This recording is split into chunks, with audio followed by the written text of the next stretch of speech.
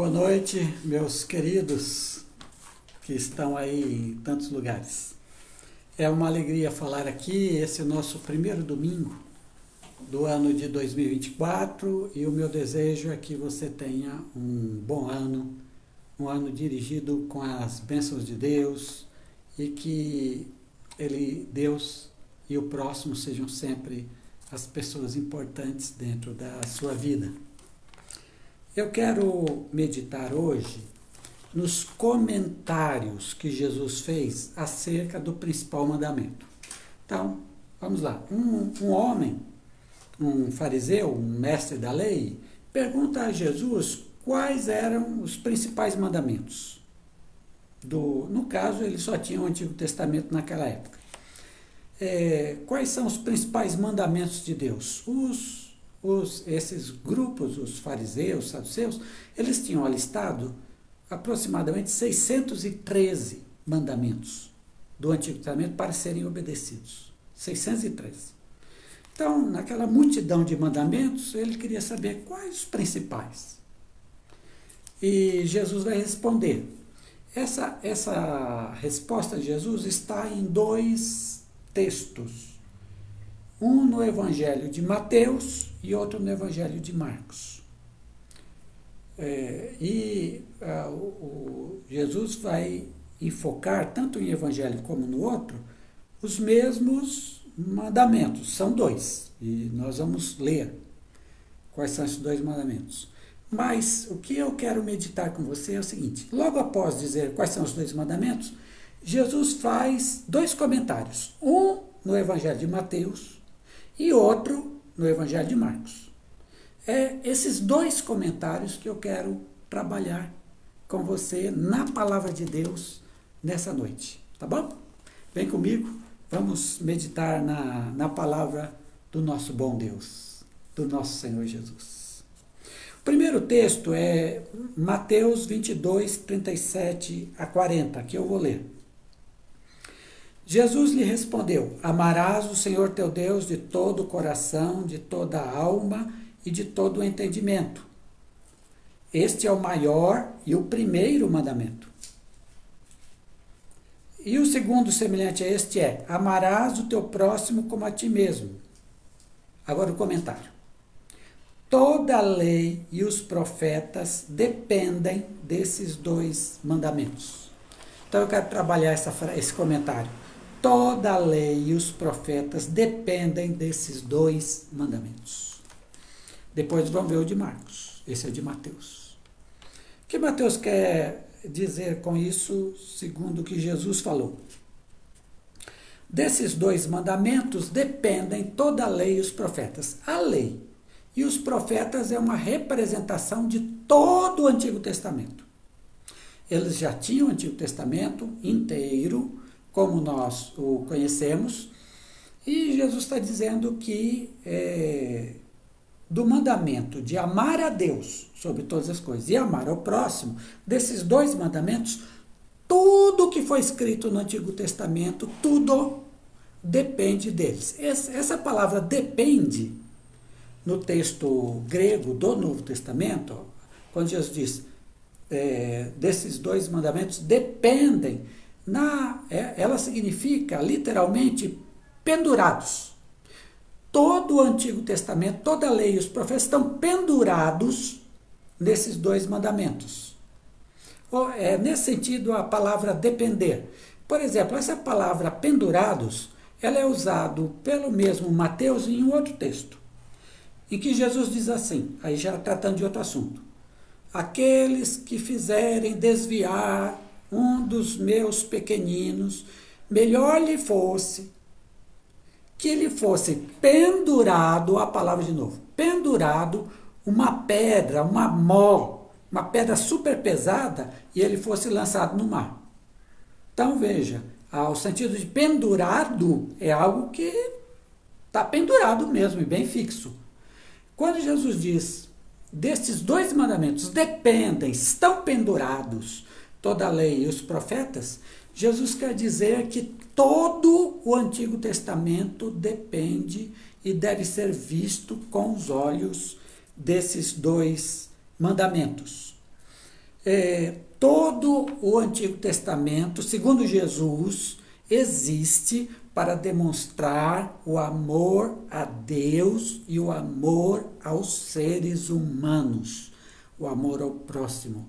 O Antigo Testamento inteiro é para isto, segundo Jesus. Segundo Jesus, amar a Deus e amar ao próximo. Portanto, a revelação que Deus fez de si mesmo no Antigo Testamento, todo ele, Abraão, Isaac, Jacó, José, Egito, depois Canaã, depois os reis, rei Davi, todos os outros, o templo, a nação, tudo deve ser visto com o enfoque do amor a Deus e do amor ao próximo. Todo o Antigo Testamento é o que Jesus está dizendo. Então, segundo Jesus, o Antigo Testamento é uma revelação de amor. Amor ao nosso Deus, amor às pessoas. E aí, para nós isso parece meio estranho. Por quê? Quando vamos ler o Antigo Testamento, a gente geralmente tem a sensação de muito sangue, muitas guerras, muitos assassinatos, muitos massacres. É algo pesado. Opressão, gente espoliando gente se aproveitando dos outros. É quase que as histórias são geralmente nesse sentido. A gente fica olhando assim e diz, onde está o amor? Onde está o amor ao próximo ali? Não é? Onde está? Onde está? Mas segundo Jesus, toda a revelação de Deus, em especial no Antigo Testamento, e é claro que vai ser no Novo também, ela tem como objetivo revelar o amor para nós, para que sejamos pessoas amorosas, para que sejamos pessoas boas para com os outros, para que sejamos pessoas perdoadoras, para que a gente dê outra face de verdade. Nesse sentido. Aí veja bem, olhando do ponto de vista de Jesus sobre o amor, quando você olha lá o Antigo Testamento, você vai perceber algumas coisas que a gente normalmente não percebe. Exemplo, grandes feitos, eles são minimizados, são contados aqui, ali. Às vezes em um versículo conta um grande feito, feito assim histórico, né? Passa por cima. Mas assim, pequenas histórias, muitas vezes de gente desconhecida, de gente sem poder, são colocadas de uma forma bem grande. Exemplo, a história de Ruth. O que é a história de Ruth, gente? A história de uma mulher que perdeu o marido, perdeu os 2 filhos, ficou só com as 2 noras, uma foi embora e a outra resolveu se apegar a ela. É a história desse amor. Amor ao próximo. No caso ali, entre sogra e nora. E depois vai envolver aquele que será o futuro marido de Ruth, que também vai amá-la, vai amar a sogra de Ruth. Então, veja, é uma história simples, de pessoas desconhecidas praticamente, mas essa história é colocada ali, na Bíblia, como algo de importância. Aí você vai olhando as histórias, você vai vendo, e você vai percebendo que os gestos mais simples, esses são apontados. E os grandes feitos, está escrito ali também, mas não tem. Você lê o livro dos Salmos, o que você tem? Você tem a oração de uma pessoa que às vezes está aflita e fala com Deus e pede a ajuda de Deus, a misericórdia de Deus. É uma oração de alguém que está aflito. Mas veja, no texto bíblico, né, nessa revelação, que a gente chama Antigo Testamento, está lá. Essa oração é importante. E não os grandes feitos heróicos de A, B ou C. Né? De A, B ou C. Pequenas histórias, portanto, de amor são magnificadas. Outra coisa, Você tem, assim, inúmeros reis em Israel. Depois Israel se dividiu, né? Israel e Judá. Você tem muitos reis, você tem os feitos, que são poucos contados.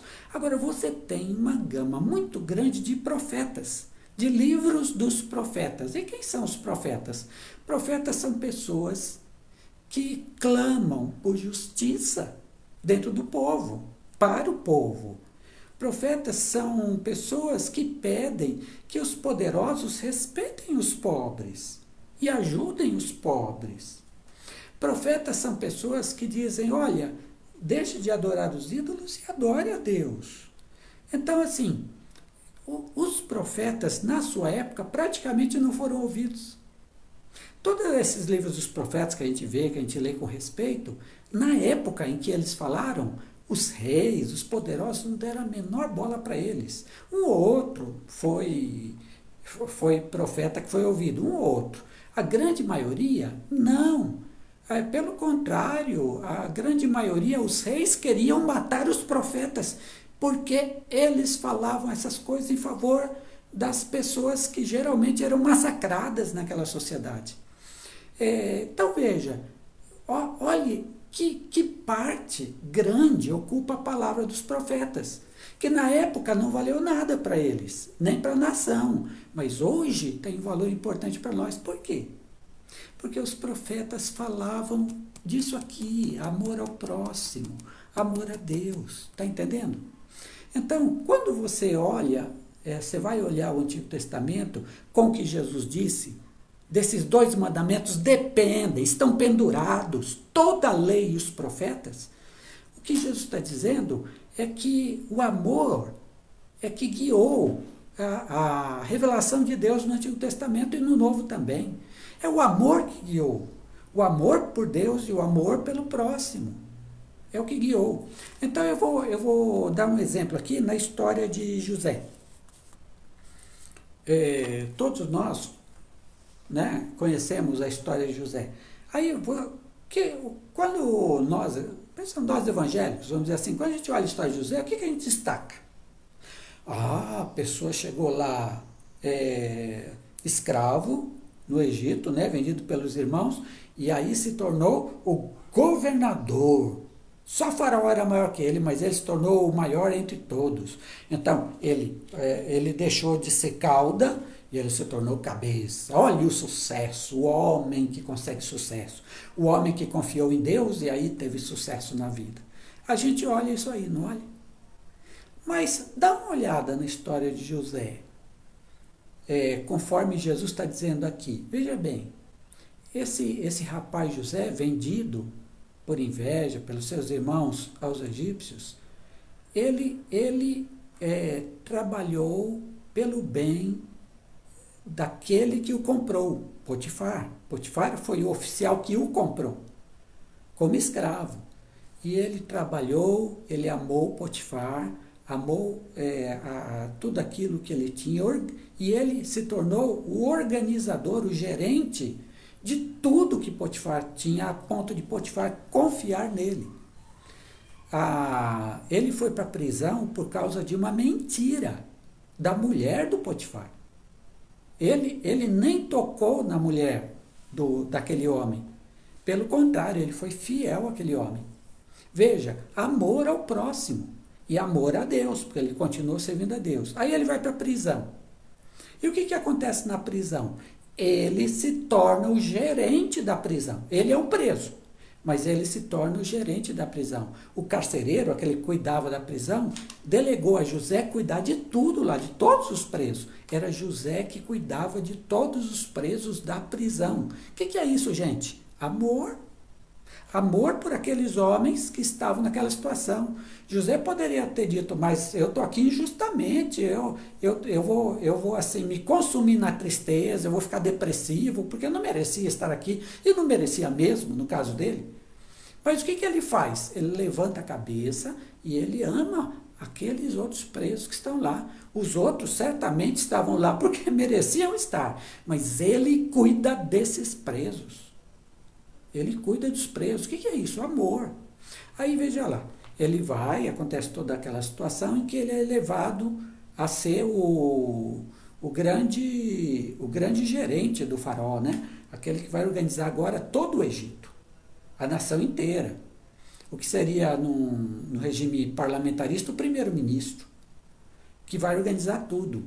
E aí, assim, a história de José se tornar o primeiro-ministro é só para engrandecer a pessoa dele? Não. Ele se torna o primeiro-ministro para quê, gente? Presta atenção. Para garantir que os egípcios não morram de fome nos 7 anos de seca. Os egípcios não morram de fome. E, junto com os egípcios, toda a humanidade ali perto, que vive perto do Egito, vá até lá e também não morra de fome. Compre alimentos dali. O que é isso? Amor. De novo. Amor por quem? Pelo povo egípcio, que foi o povo ao qual ele foi vendido por escravo. O que é a vida de José? É a vida de um homem que deixou de ser cauda e se tornou cabeça? Porque Deus ajudou? Não. A vida de José é como o amor de uma pessoa que enfrentou as piores dificuldades da vida sem merecer. Como o amor pelas pessoas fez desse homem um homem importante na história, na vida do povo egípcio e na vida do seu próprio povo Israel. E na vida da humanidade daquele tempo. Você está entendendo? É o amor que conduz José. E isso com todos os outros personagens. O que Jesus está dizendo é que amar a Deus e amar ao próximo é o que a revelação de Deus demonstra no Antigo Testamento. Mas vamos... então, aqui eu quero dizer uma coisa importante. Sua vida, presta atenção agora, sua vida é vista por Deus não pelas suas grandes conquistas. Deus não está assim, dizendo, olha, que servo bom, porque você adquiriu sua casa própria, você adquiriu um carro bom, um carro zero, você tem uma casa no campo, na praia, um rancho. Não é por essas coisas. Claro que Deus fica feliz em te dar tudo isso. E você ter tudo isso. Deus fica feliz sem dúvida nenhuma. Mas Ele não está julgando você pela quantidade de bens que você conquistou pelo seu trabalho, não. Ele está julgando você pelos seus atos de amor. Quanto que você ajudou as pessoas. Quando você conseguiu essas coisas, se você foi honesto com as pessoas para conseguir essas coisas, se você não passou a perna em alguém para conseguir essas coisas, isso sim está valendo para Ele. Está valendo para Deus se quando você subiu na vida, se ao subir você também foi ajudando outros a subir também. Ou você subiu sozinho, sem se preocupar com mais ninguém. Você está entendendo? Ou seja, sua vida foi regida pelo amor, amor a Deus e amor ao próximo, em fazer o bem, ou sua vida foi para que você conseguisse. Mas eu quero ler o texto agora de Marcos. Marcos 12, 29 a 31. E Jeane vai ler esse texto para nós. Respondeu Jesus: o mais importante é este: ouça, ó Israel, o Senhor, o nosso Deus, o Senhor é o único Senhor. Ame ao Senhor, o seu Deus, de todo o seu coração, de toda a sua alma, de todo o seu entendimento e de todas as suas forças. O segundo é este: ame o seu próximo como a si mesmo. Não existe mandamento maior do que este. Não existe mandamento maior do que estes. Agora é o comentário de Marcos. A gente já viu de Mateus, esse é o comentário que Jesus faz a esses 2 mandamentos na versão de Marcos. Óbvio que os mandamentos são os mesmos. Os comentários são diferentes em um e outro. O que é o comentário de Marcos? Não há maior mandamento do que estes: amar a Deus e amar ao próximo. O que o comentário de Marcos quer nos dizer? Se amar a Deus com todo o seu ser, sem reservas, amar ao Senhor Deus, se amar ao seu próximo com tudo o que você é, se esse amor acontece, então você está obedecendo ao principal da Bíblia. Você não precisa se preocupar tanto com outros mandamentos menores, porque se você obedece estes dois, não há maior mandamento do que eles. Quando você obedece os dois, você de tabela está obedecendo todos os outros. Todos os outros vão te ajudar a obedecer esses dois. E esses dois te ajudam concretamente a obedecer os outros. Então, é o amor a Deus e ao próximo que vai reger sua vida. E quando Jesus diz que esses são os maiores mandamentos, não é para você obedecer um mandamento menor e desobedecer esses dois, é sem sentido isso. É para você obedecer esses dois, esse é o principal. E a partir daí você vai encaixando os outros mandamentos nesses dois. E o encaixe não vai ser difícil, tá? Vai ser bem fácil. Eu quero ler um outro texto que é Romanos, capítulo 15, versículo 4, e Jeane vai ler para a gente. Pois tudo o que foi escrito no passado foi escrito para nos ensinar, de forma que, por meio da perseverança e do bom ânimo procedentes das Escrituras, mantenhamos a nossa esperança. Isso. Tudo que dantes foi escrito, para o nosso ensino, foi escrito. Então, tudo que há na Bíblia, ele foi escrito para nos ajudar a viver. Para que tenhamos esperança. Esperança de ver Jesus, esperança da vida eterna, esperança de ter uma vida aqui nesse mundo boa, para que tenhamos esperança. Então veja, amar a Deus sobre todas as coisas é algo que vai te abençoar. Abençoar para que você tenha uma vida cheia de esperança. Quem não ama a Deus não tem esperança na vida. Não sabe o que lhe vem e anda angustiado. Mas quem tem a esperança, quem ama seu Deus, confia na vida. E se você amar o seu próximo, porque é o segundo mandamento semelhante a este, se você amar o seu próximo, sem rótulos, tá, gente? Não vou amar aquela pessoa porque ele é de tal grupo. Não vou amar aquela pessoa porque ele fez um dia aquilo comigo, um negócio ruim. Eu não vou amar aquela pessoa porque ele falou mal de mim aquela vez. Não, sem amar as pessoas, sem rotular as pessoas. Simplesmente são pessoas humanas, ame-as. Se você amar seu próximo, como ama você mesmo, então preste atenção. Você está obedecendo toda a Bíblia. Se você amar o seu próximo, você não vai traí-lo. Se você amar o seu próximo, você não vai pisar nele. Se você amar seu próximo, você não vai fazer o mal para ele. Se você amar seu próximo, você não vai enganá-lo. Se você amar seu próximo, você obedece tudo que a Bíblia diz. É isso que Deus deseja de você, que você ame o seu próximo, que você viva uma vida assim. Essa semana, a gente foi surpreendido com o pedido que um vereador fez de uma CPI para examinar, para investigar a vida do padre Júlio Lancelotti, aquele padre que cuida de pessoas de rua, lá em São Paulo, na cidade de São Paulo. É um padre que veio para o Brasil e dedicou a vida inteira dele. Hoje já é um homem de idade, mas dedicou a vida inteira dele, sua juventude, para cuidar dessas pessoas, para dar uma nova vida para essas pessoas, arrumar emprego, conseguir tirá-los da rua, dar apoio a eles enquanto estão na rua, dar apoio espiritual, tudo mais.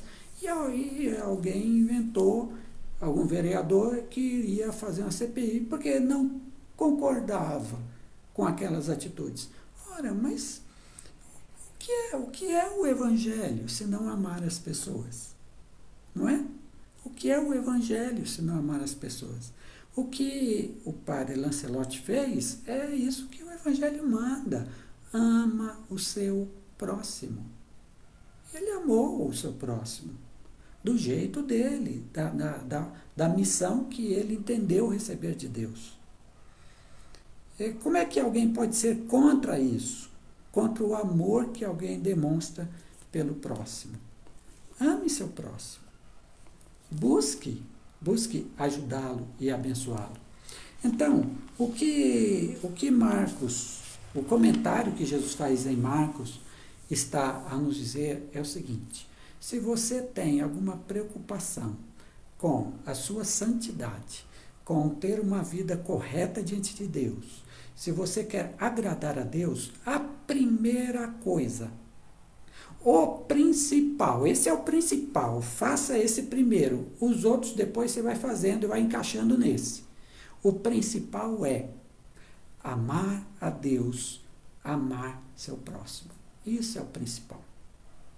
Esses dois comentários de Jesus, um no Evangelho de Mateus e outro no de Marcos, o que nos revelam é que tudo que Deus tem para revelar para nós, Ele revelou na Bíblia, Ele revelou em Jesus Cristo, o que Deus tem está pendurado, está ligado, está no principal, que é amar. Amar Deus, amar o próximo.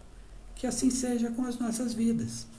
E eu faço um desafio a você, que nesse ano de 2024, você faça do amor a Deus e ao próximo aquilo que vai nortear todos os dias da sua vida nesse ano.